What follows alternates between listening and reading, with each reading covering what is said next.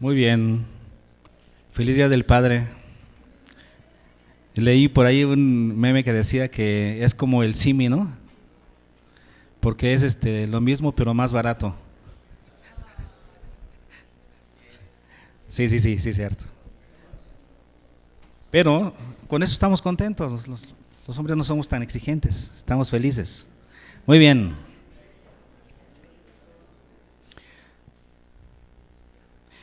Al inicio de la reunión estábamos preguntándoles si ya sabían que existen separaciones que son buenas, disensiones que son necesarias, y estamos hablando dentro de la iglesia.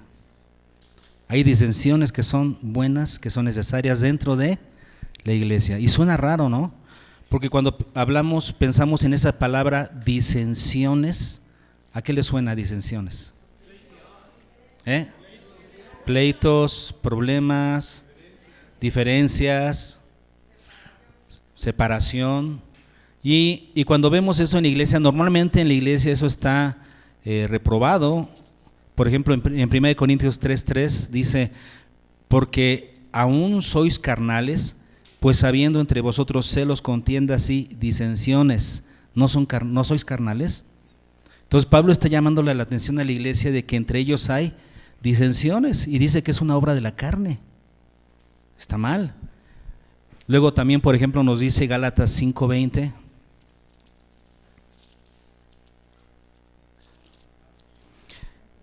Dice, dentro del listado grande de obras de la carne que está enlistando Pablo, dice: idolatría, hechicerías, enemistades, pleitos, celos, iras, contiendas, disensiones, herejías. Entonces, se llama la atención de que son cosas que no deberían haber en la iglesia, ¿no? Cosas malas que no debería haber en la iglesia. Sin embargo, también hay otros pasajes que nos dicen que, por ejemplo, nuestro Señor Jesús, cuando vino a poner disensión. Mateo 10:35, por ejemplo: porque he venido, palabras del Señor Jesús, porque he venido para poner en disensión al hombre contra su padre, a la hija contra su madre, y a la nuera contra su suegra.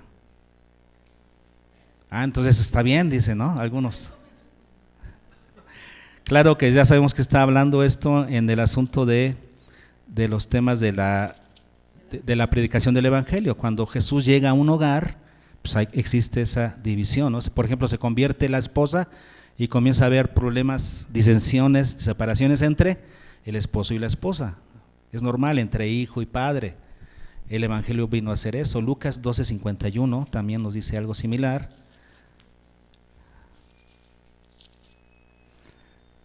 ¿Pensáis que he venido para dar paz en la tierra? Os digo, no, sino disensión. Pero es en el mismo contexto, ¿no? De la predicación del evangelio. Entonces, cuando llega el evangelio a un hogar, a una casa, ¿qué sucede? Comienza la disensión, la separación. Obviamente, ¿no?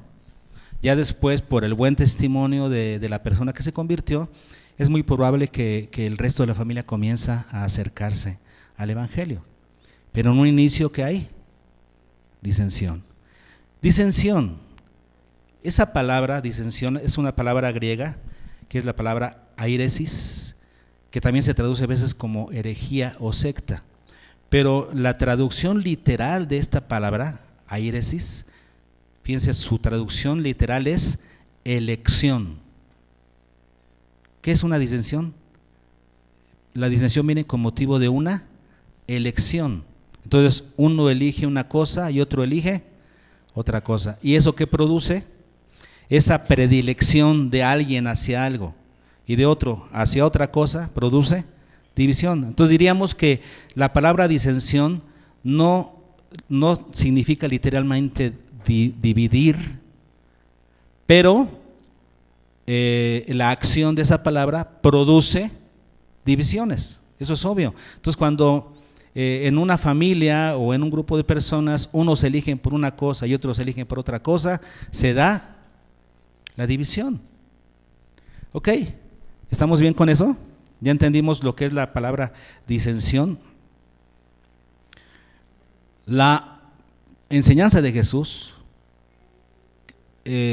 fue diseñada, hermanos, para causar disensiones, para polarizar. La palabra de Dios siempre polariza, porque unos eligen obedecerla y otros eligen desobedecerla. Así es que la palabra del Señor está hecha para polarizar, para disentir. Por ejemplo, Juan 7:43.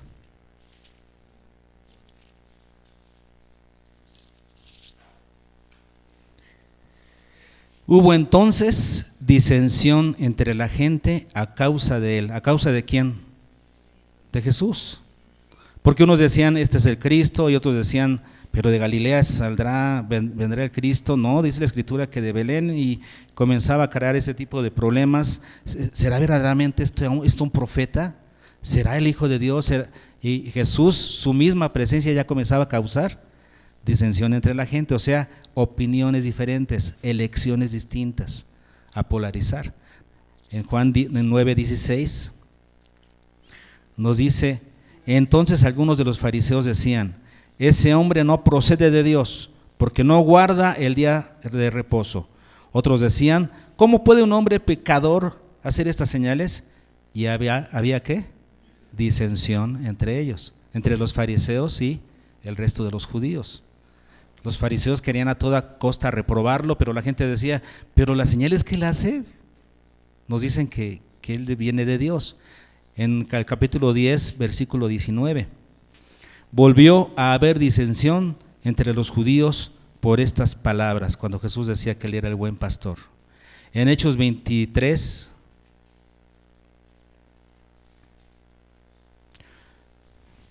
versículos de 7 al 10, dice, cuando dijo esto, Pablo, se produjo disensión entre los fariseos y los saduceos, y la asamblea se dividió. ¿Se acuerdan de eso? Cuando por defenderse les aventó el asunto de la resurrección y de los muertos, y unos sí creían y otros no, de los fariseos y saduceos. Y hubo disensión entre los fariseos y los saduceos. ¿Cómo empleó astutamente Pablo ese tema de la resurrección de los muertos para defenderse y poner disensión entre ellos? Ya entendimos el sentido de la palabra, ¿no? Disensión. Entonces cuando unos eligen por una cosa, otros eligen por otra, y entonces se da la separación. Y nosotros memorizamos el versículo de 1 de Corintios 11:19, ¿se acuerdan? Lo memorizamos ahorita. ¿Qué dice? Porque es preciso que entre vosotros, fíjense, y le está escribiendo ¿a quién? A la iglesia de Corinto. Le está diciendo, es preciso que entre ustedes haya disensiones. ¿Por qué? No dice que es bonito. No dice que es bonito y que obligatoriamente debe haber. No, pero es preciso que haya disensiones en la iglesia. ¿Por qué dice? Y el mismo apóstol nos responde, para que se hagan manifiestos entre vosotros mismos los que son aprobados y los que son reprobados. Cuando algunos eligen una cosa buena, una cosa bíblica, son los aprobados. Cuando otros eligen algo que no es bíblico, que no es la voluntad de Dios, están reprobados. Entonces es necesario que en la iglesia hayan este tipo de disensiones para que se manifiesten, para que salgan a la luz, ¿sí? Para que se establezca quiénes son los que están aprobados dentro de la misma iglesia. Dentro de la misma iglesia hay gente aprobada y reprobada. Y dice Pablo, por eso es necesario que haya entre ustedes disensiones, este tipo de elección. Los que eligen a Cristo y los que eligen seguir sus propios caminos. Un ejemplo de este tipo de disensión dentro de la iglesia la vemos, hermanos, en 2 de Timoteo, capítulo 3. Vamos a estudiar ese capítulo 3 de 2 de Timoteo para que veamos un ejemplo de lo que es la disensión y qué debemos hacer con ella. Así es que abran sus Biblias en 2 de Timoteo capítulo 3.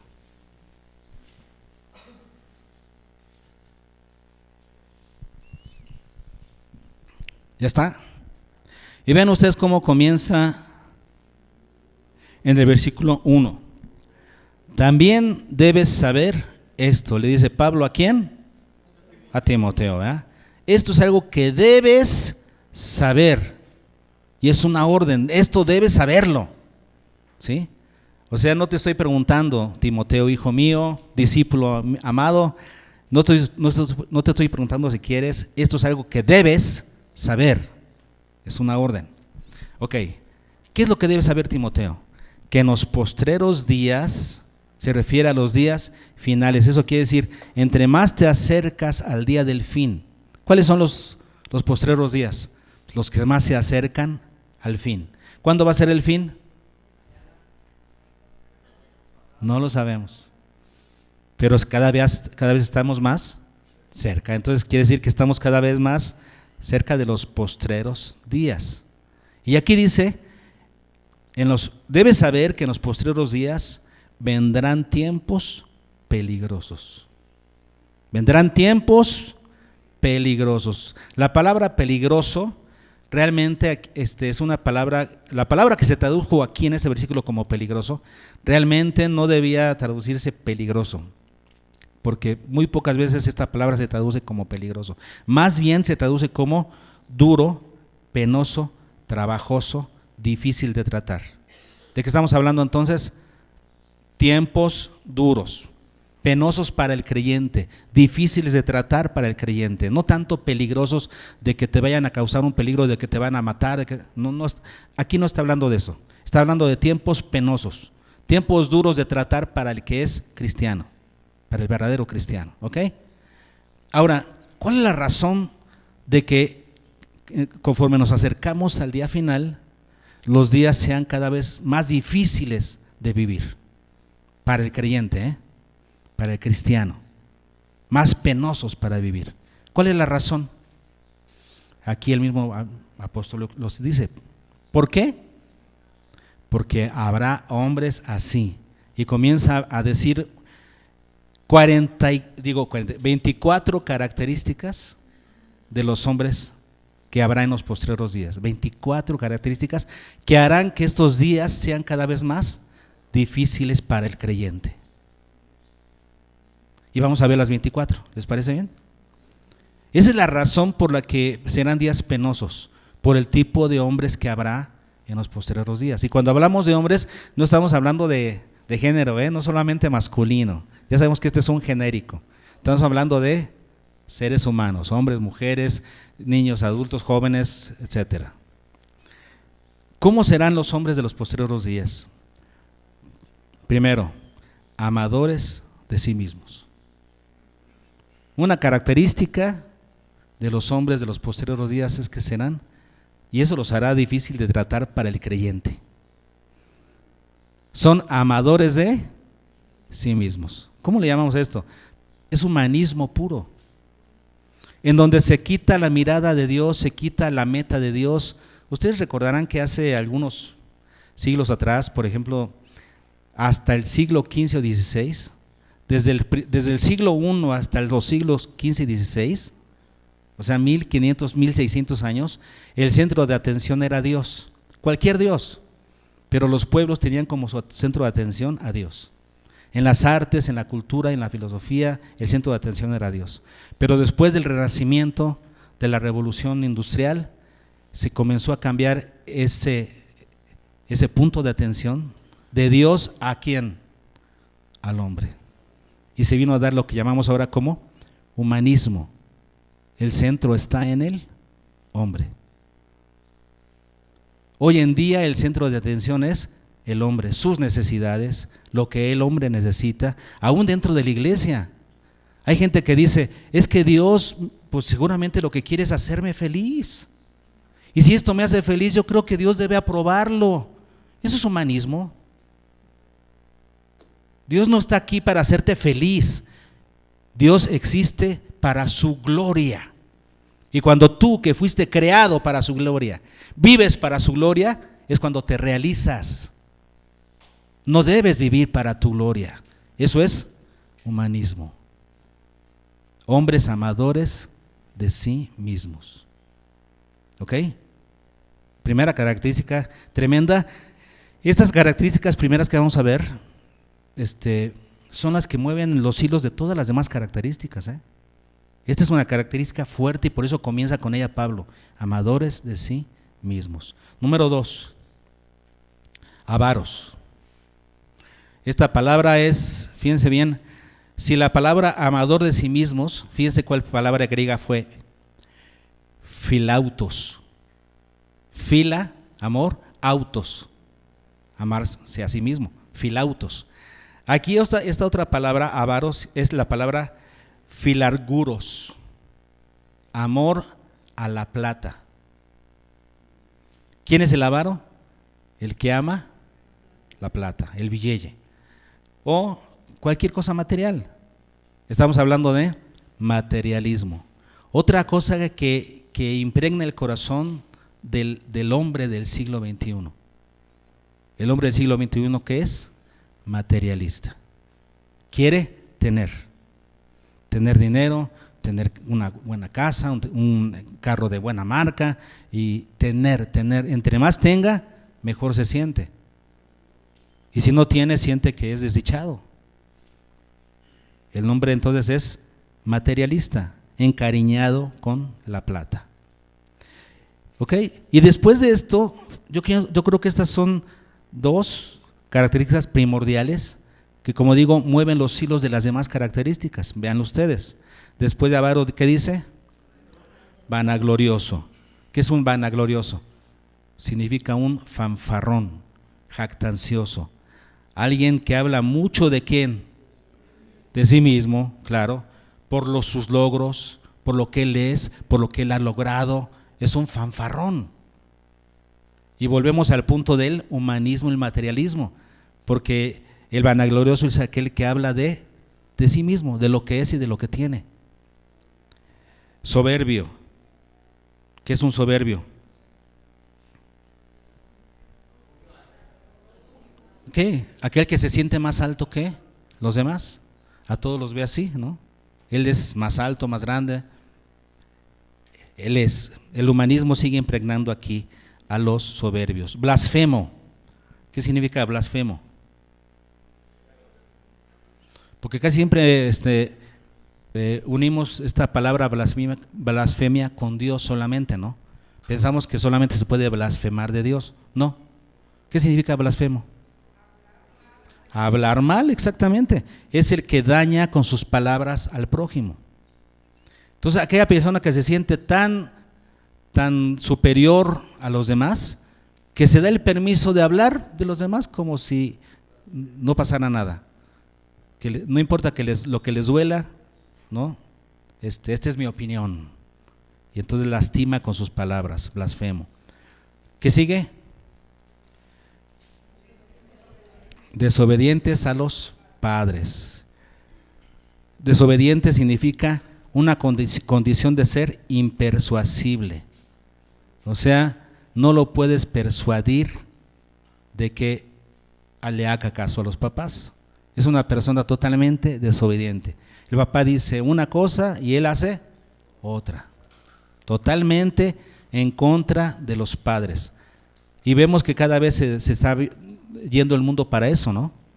Es más, los gobiernos del mundo están preparando a la situación de esta manera para que los hijos tomen sus propias decisiones fuera de la autoridad, de la influencia de los padres, ¿no?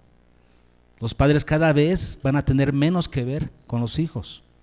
Esa es una característica de los hombres de los últimos tiempos, que van a llevar totalmente la contra de sus padres. Ya no quieren que parecerse a ellos, no van a querer su moralidad, y sobre todo en ese sentido, ¿no? La moral de los padres ya no le interesa a los hijos. ¿Qué más? Ingratos. ¿Qué es ingrato? Nada más se la saben en cantos, ¿verdad? Ingrata, romántica, en solo. No, ¿verdad? ¿Qué significa ingrato? No agradecido, no más. No agradecido, porque es la palabra acharistos, charis gracia o dar gracias, pero viene con el a que lo antepone, que significa no agradecido. Y vienen varias palabras así, por ejemplo, impío, la palabra anocios, o sea, no santo. Así como desobedecen a los padres y van en contra de los padres, también van en contra de todo lo que Dios cataloga como santo. Viene una generación que se va a reír de lo que es santo. Dios dice esto es santo y ellos, ¡ah! ¡Qué ridículo, qué anticuado! Eso es de la Edad Media. Así se vienen los tiempos. Lo santo, lo que para Dios es sagrado, para esta generación va a ser algo de risa. ¿Qué más? Ya estamos en el versículo 3, sin afecto natural. ¿Ok? Sin amor de parentesco, si traduce literalmente, sin amor de parentesco, o sea, sin ninguna rastro de cariño natural hacia las personas que deberías de tener cariño por naturaleza, por ejemplo tus hermanos, tus padres, sin afecto natural. Implacables significa sin tregua, sin disposición a concertar un acuerdo, totalmente implacable. Entonces no puedes tratar con ellos. Oye, pero déjame platicar. No, las cosas no son así.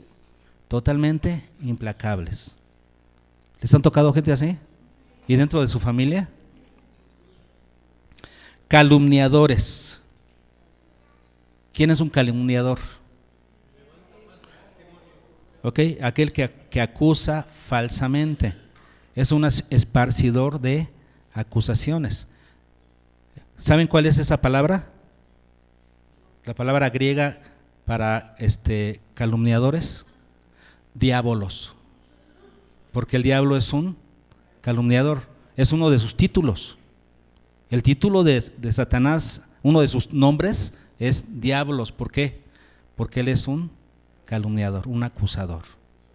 El acusador de los hermanos. ¿Qué más? Intemperantes. ¿Qué significa intemperante? Que se enoja luego. Sin control, sin freno. Es alguien que no tiene dominio propio.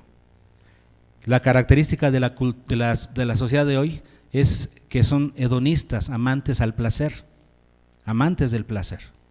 Entonces, intemperante significa sin dominio propio, sin freno.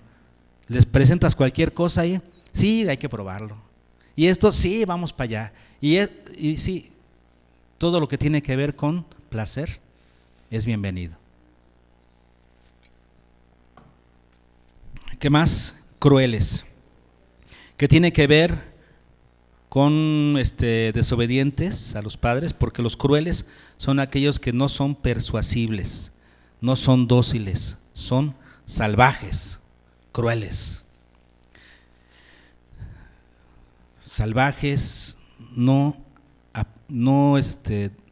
son fáciles para que aprendan, eso es, no aprenden fácilmente.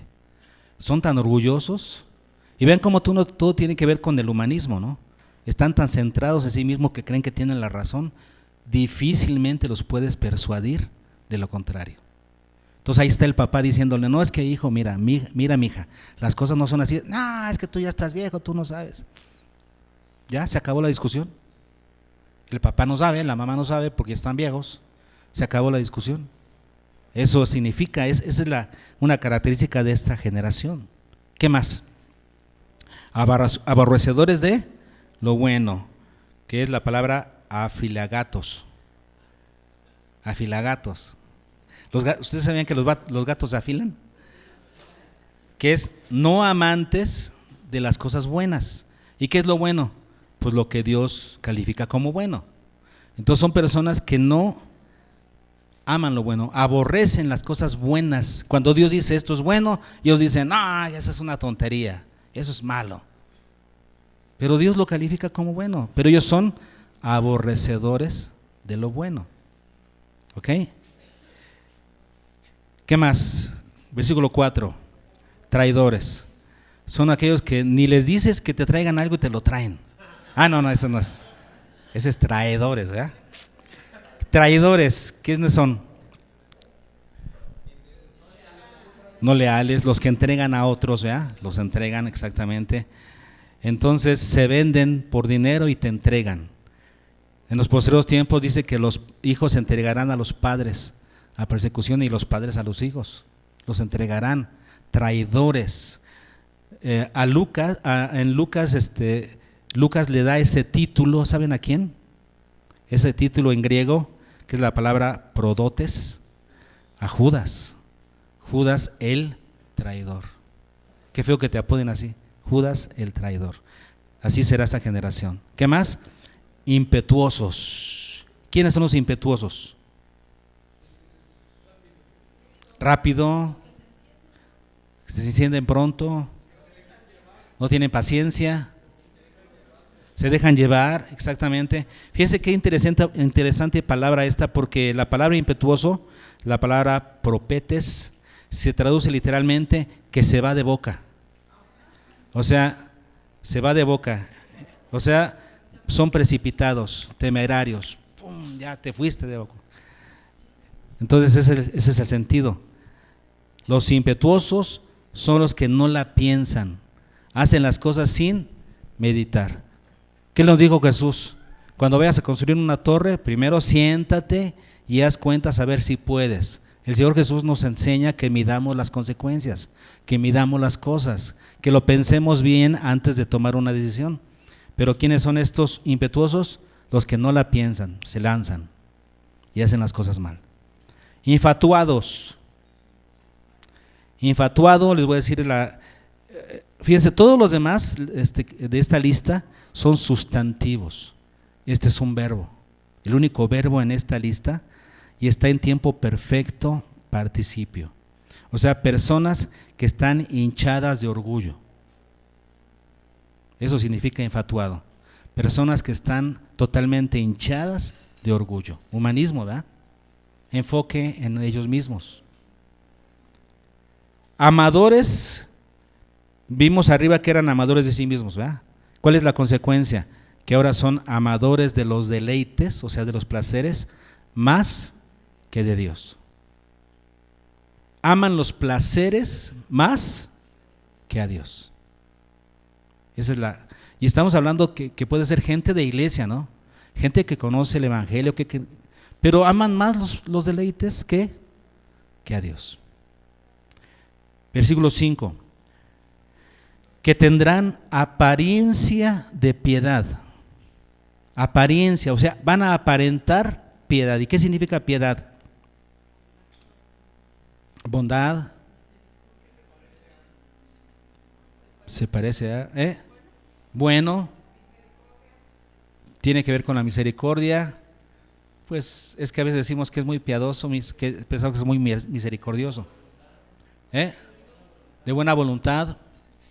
Ok, piedad significa devoto al bien. Alguien que es devoto al bien. Eso es piadoso. Entonces tendrán apariencia de que son devotos a lo bueno, a lo que Dios define como bueno. Pero dice luego, pero negarán la eficacia de ella. Van a decirle que no a la eficacia de su piedad. Entonces, en otras palabras, con sus hechos vamos a ver que su piedad no es eficaz, no es tal. Realmente no aman lo bueno. Entonces, es como en Primera de Juan, que vemos que muchas veces Juan dice, los que dicen que aman a Dios, los que dicen que están en la luz, dicen, pero ¿cuál es la realidad? Sus hechos dicen que no. Ellos dicen que son de Dios, sus hechos dicen que no lo son. Entonces, negarán la eficacia con sus hechos. Estábamos predicando los pastores el lunes pasado, que nos tocó recibir la junta. Me tocó recibir la junta aquí con los pastores. Y estábamos predicando de este asunto y uno de ellos decía, pues de los cristianos que no dicen que son cristianos por querer guardar las apariencias o no querer que los critiquen. Entonces mejor no digo que soy cristiano. Y yo les decía, bueno, yo creo que eso es una situación que cada vez se ve menos. Cristianos jóvenes o en el trabajo que quieren guardar silencio, son de la secreta, no dicen que son cristianos para que no los critiquen. Yo dije, cada vez son menos esos. Ahora hay algo peor. Gente que se dice cristiana, que le dice, sí, yo soy cristiano, yo soy evangélico, pero sus hechos lo niegan. Eso está peor. Mejor era quedarse callado, porque si tus hechos no dicen que eres cristiano, mejor cállate, ¿no? Entonces, no, qué bueno que no lo decías. Pero ahora tus hechos dicen que eres mundano y tú con tu boca dices, soy cristiano, soy evangélico y voy a ISEM. Hijo, mano, no digas. Mejor cállate, o sea, ¿para qué dices algo que no es cierto? Porque no lo respaldas con tu estilo de vida. Digo, si lo dices y lo respaldas, qué bueno. Es lo que está pasando, ¿no? Que tendrán apariencia de piedad, pero negarán la eficacia de ella. Versículo 8. Resisten a la verdad. Resisten, se ponen de pie contra la verdad. Y volvemos al punto, ¿no? Que son gente de iglesia. Pablo le está escribiendo que puede encontrarse gente de iglesia que se ponen de pie contra la verdad del evangelio, contra la Biblia. Corruptos de entendimiento. Su entendimiento está corrompido completamente porque está en tiempo perfecto. Completamente corrompido su entendimiento. Entonces, ellos dicen, es que yo creo esto con todo el corazón. Sí lo puedes creer con todo el corazón, pero estás completamente equivocado, estás sinceramente equivocado. Luego dice bien lo que sigue en el versículo 8, réprobos en cuanto a la fe. A lo mejor son aprobados en otras áreas, ¿no? Son populares, los califican como buenas personas, ¿no? En el mundo. Pero en cuanto a la fe están reprobados. Hay muchos papás que califiquen a sus hijos solamente por el éxito en el mundo. Papás, califiquen a sus hijos en cuanto a la fe. Es lo más importante. Lo demás está bien, pero es secundario. ¿Cómo está tu hijo en cuanto a la fe? ¿Está aprobado o reprobado? ¿Tienes la capacidad de calificar a tus hijos, adolescentes sobre todo? Porque los chiquitos, bueno, los vas formando, también es importante, pero ¿eres capaz de ver si tu hijo en cuanto a la fe está aprobado o reprobado? Sus hechos te lo gritan, su comportamiento te lo dice, las cosas que ve en la televisión, las cosas que busca en el cable, los amigos que tiene, con quién se junta. Todo eso te va a hacer saber si tu hijo está aprobado o reprobado. Aquí dice réprobos en cuanto a la fe, no pasan la prueba. Versículo 9, su insensatez menciona ahí. Son personas insensatas. ¿Qué significa insensato? Sin conocimiento, sin entendimiento, en cuanto al punto de vista de Dios. Y pueden ser sabios en otras materias, pero en cuanto a Dios son insensatos. Esta es la clase de personas, 24 características de las personas de los últimos tiempos, de los tiempos finales. Este tipo de personas con las que nos toca convivir a diario, dentro de la iglesia y fuera de la iglesia.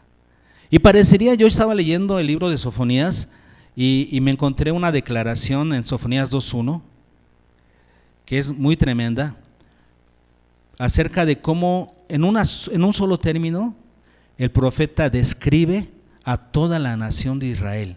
Y se me hace que queda muy bien para la generación de hoy.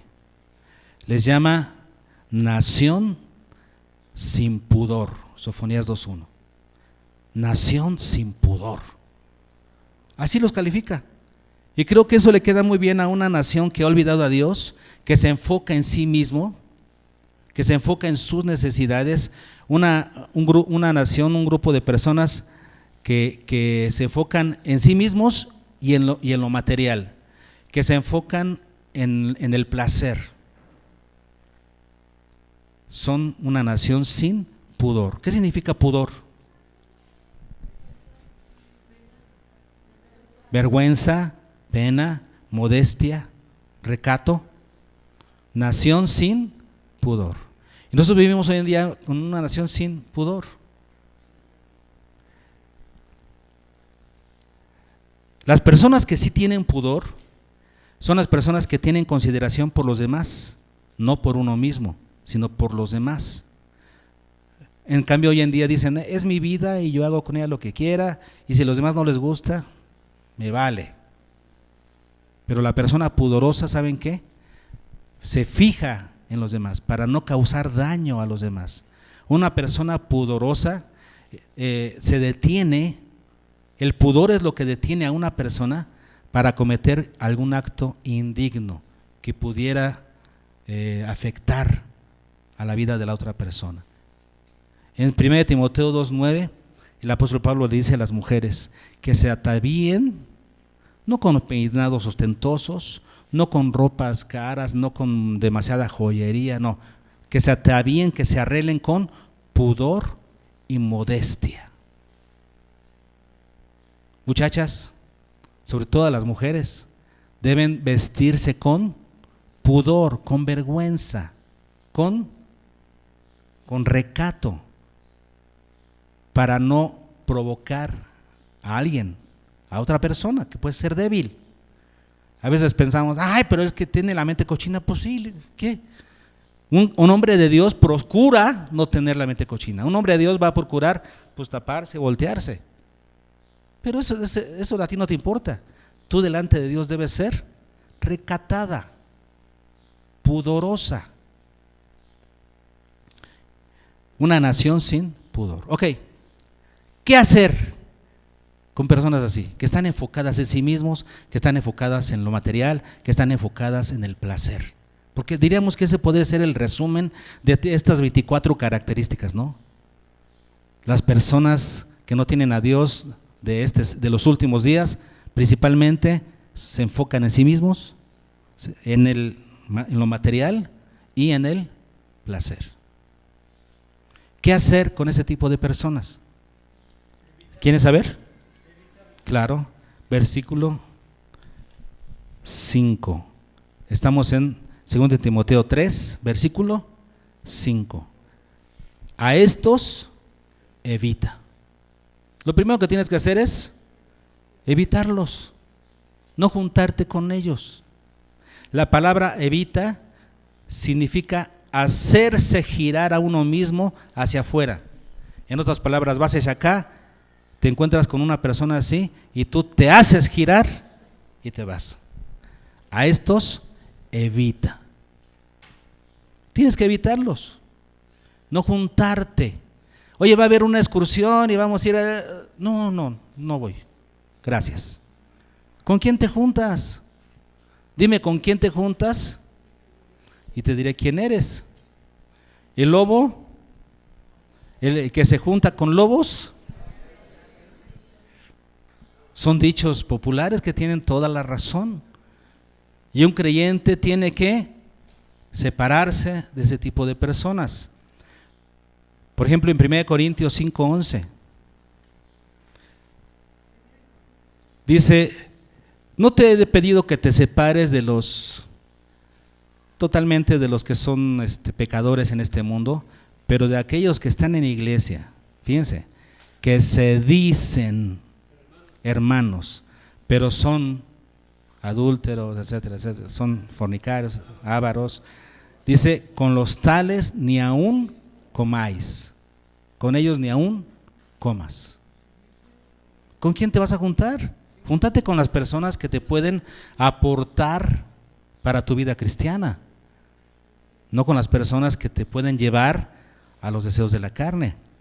En Judas 23 dice que a los que podamos rescatar los rescatemos, pero dice: pero de otros tened misericordia.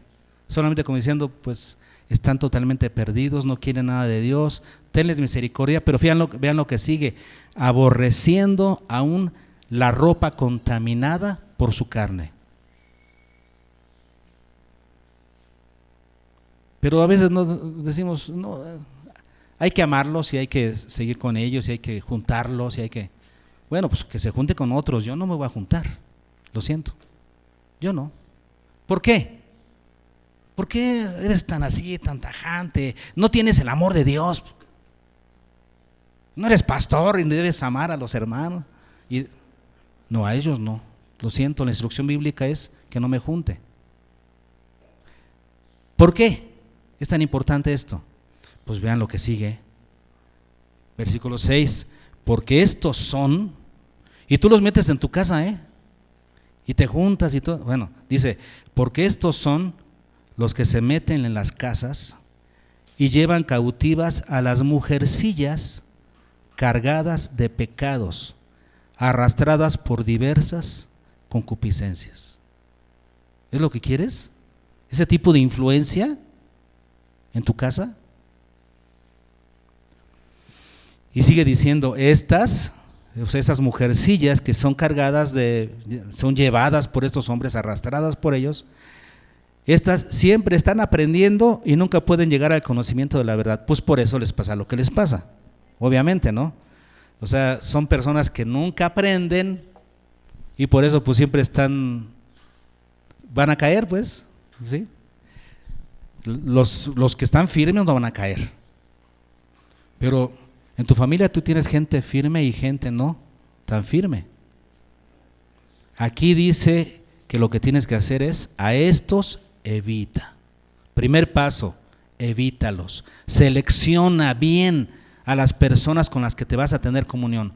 Ahora, pues dentro del ambiente, del trabajo, de la escuela o aquí mismo en la iglesia, necesitas comunicarte, tratar bien, saludar a todos sin problemas, que jugamos juntos, esa es otra cosa. Pero comunión, ¿qué es comunión?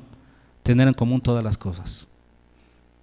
Para una amistad, por ejemplo, para cerrar amistad con alguien, selecciona. A este no, a este sí. Y eso es perfectamente correcto. ¿Ok? Entonces el primer paso es, a estos evita. Segundo paso, ¿qué más tienes que hacer? Dice el versículo que es el 10, pero tú has seguido. Vean cómo comienza, pero tú. Entonces ellos están siguiendo ese camino, ellos son amadores de sí mismos, aman el dinero y aman los placeres. ¿Ok? Ellos, pero tú estás haciendo un contraste, o sea, un contraste bien marcado. Ellos son así, pero tú vas a ser diferente. Entonces el primer paso es evítalos, pero el segundo paso ¿cuál es? Haz un contraste con tu vida. Totalmente un contraste. Dice aquí Pablo a Timoteo, pero tú has seguido. O sea, está en aoristo, significa tú ya seguiste, ya decidiste seguir desde el día que recibiste el evangelio. Tú ya elegiste seguir, ¿qué? Versículo 10, mi doctrina. ¿Con qué comienza? ¿Dónde comienza la vida cristiana? Cuando asistí a esa campaña y cuando pasé al frente y, bueno, no, ¿con qué comenzó la vida cristiana? Con aceptar la doctrina. Se te predicó la doctrina del evangelio, creíste en la doctrina. Ahí comienza todo. Dice Pablo, tú seguiste mi doctrina. Primer paso, seguiste mi doctrina. Ahí comienza la vida cristiana. Después, ¿qué más? Seguiste mi conducta. Después de la doctrina, ¿qué viene? Un cambio de vida. Si tú creíste a la doctrina, el Señor comienza por transformar tu vida. La conducta es una evidencia de que has recibido la doctrina. Si no hay cambio de vida, ¿qué significa? Que no has recibido la doctrina. Entonces, tú has seguido mi doctrina, mi conducta, ¿qué más? Mi propósito. O sea, lo que te he puesto delante. Propósito significa ponerte delante algo para que lo sigas. Es como cuando le pones a un conejo ¿cómo se llama? O a un caballo, le pones una zanahoria ahí enfrente y ahí va. Eso significa propósito, poner delante algo que seguir. El apóstol Pablo tenía un propósito, ¿verdad? Que era Dios, seguir a Dios, amar a Dios. Y dice Tú has seguido mi propósito. Ese propósito que yo te puse enfrente, tú también ya lo has seguido. Vamos con la línea de pensamiento. ¿Dónde comienza todo? En la doctrina. Después sigue la conducta y después seguir el propósito divino. Ya no vivo para mí mismo, decía Pablo. Ahora Dios vive en mí y yo vivo para la gloria de Dios. Antes vivía para mí mismo, ahora vivo para la gloria de Dios. ¿Qué más? Mi fe, o sea, mi fidelidad. Nada me ha logrado separar. Muchos me han insistido, muchas circunstancias me han tratado de poner pie en el camino, pero yo he sido fiel. Mi fidelidad, tú has seguido mi fidelidad. ¿Qué más? Mi longanimidad, mi largura de ánimo, mi buen ánimo para seguir en el camino de Dios a pesar de lo que venga. ¿Qué más? Mi amor, la actitud de dar y mi paciencia, que significa soportar, aguantar. ¿Por qué estas tres palabras finales? Longanimidad, amor y paciencia. Porque vean lo que sigue en el versículo 11. Mis persecuciones y sufrimiento, padecimientos. ¿Qué es lo que sigue cuando tú le dices sí a la doctrina de Cristo? ¿Qué es lo que sigue? Vives para Dios y terminas sufriendo para Dios. Ese es el contraste total entre las características del hombre de los últimos tiempos, que se aman a sí mismos, buscan el placer, buscan ser atendidos ellos mismos. En cambio, los que eligen, estamos en el tema de las disensiones, ¿verdad? Los que eligen el humanismo se aman a sí mismos. Los que eligen a Dios, ¿qué sucede? Aman a Dios y viven para Dios. Y como resultado, son perseguidos. Vean lo que dice el versículo que sigue, el versículo 12. Dice el versículo 12, y también, quiero que se lo memoricen está muy sencillito. Y también todos los que quieren vivir piadosamente en Cristo Jesús, ¿qué? Padecerán persecución. Padecerán persecución está en futuro. El tiempo más fuerte para aseverar algo.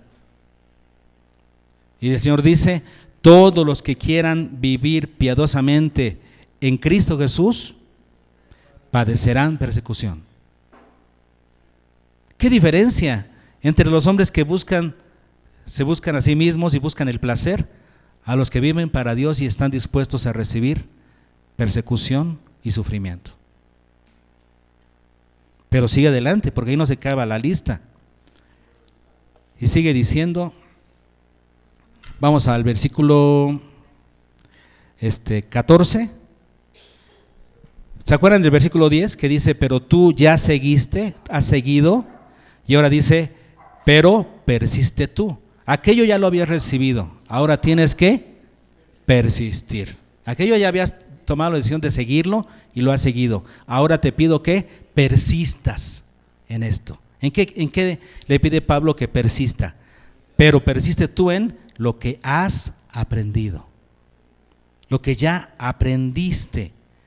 Y luego dice, y te persuadiste, pero está en voz pasiva, más bien es en lo que fuiste persuadido. Ahora la palabra has aprendido es la palabra mantano, de donde viene matetes, que significa discípulo. En otras palabras, en lo que has aprendido en ese proceso de discipulado. ¿Cuántos ya fueron discipulados o están siendo discipulados? ¿Cuántos de ustedes están discipulando a alguien? En ese proceso de discipulado, estas personas han aprendido, ¿sí? Y se han persuadido, han sido persuadidas para seguir algo. Luego sigue diciendo, sabiendo de quién has aprendido. Entonces aquí tenemos dos cosas, lo que has aprendido y de quién has aprendido en el discipulado. Debes tener la vista puesta en Dios, pero también en aquella persona que te discipuló. Tiene mucho que decirte. En el caso de Timoteo, ¿quién lo discipuló? Pablo, Silas y sus compañeros. Dice, tú sabes perfectamente de quién has aprendido. ¿Tú sabes de quién has aprendido? De Cristo y de algún hermano obediente en la fe. No puedes discipular cualquiera, solamente a las personas que son obedientes al Señor. ¿Y qué es lo que has aprendido? La palabra de Dios. Por eso comienza en el versículo 15 diciendo, y que desde la niñez has sabido las sagradas escrituras, las cuales te pueden hacer sabio para salvación. Luego sigue diciendo 16, toda la escritura es inspirada por Dios y útil para enseñar, redarguir, corregir, instruir en justicia, a fin de que el hombre de Dios sea perfecto, completo y enteramente preparado para toda buena obra, o sea, para el servicio a Dios. Ahora, ¿dónde comenzó todo? En la doctrina. ¿Dónde termina? En el servicio. A través de la palabra eres capacitado para toda buena obra, para servir a Dios. Y como resultado de esa entrega y dedicación a Dios y de ese servicio a Dios, vas a ser perseguido. Ese es el contraste. Esa es la disensión que hay en el pueblo de Dios. Personas que viven para sí mismas, que viven para el placer y que viven para lo material. ¿Cómo te va? Bien, no hice un negocio y ya tengo carro nuevo. Bueno, todo tu tema es material o el placer. Pero está el contraste, la disensión entre aquellos que han elegido a Dios, se aborrecen a sí mismos, aceptaron la doctrina de Cristo, viven para Dios, sirven a Dios y por ello reciben padecimientos y persecución. Esas son las dos clases de personas que existen en el reino de Dios: los que viven para Dios y los que viven para sí mismos. Y dice el versículo que nos aprendimos: es preciso que entre nosotros hayan ese tipo de disensiones. ¿Para qué? Para que se hagan manifiestos los que son aprobados entre nosotros. Quienes viven para Dios y quienes viven para sí mismos. ¿Está duro?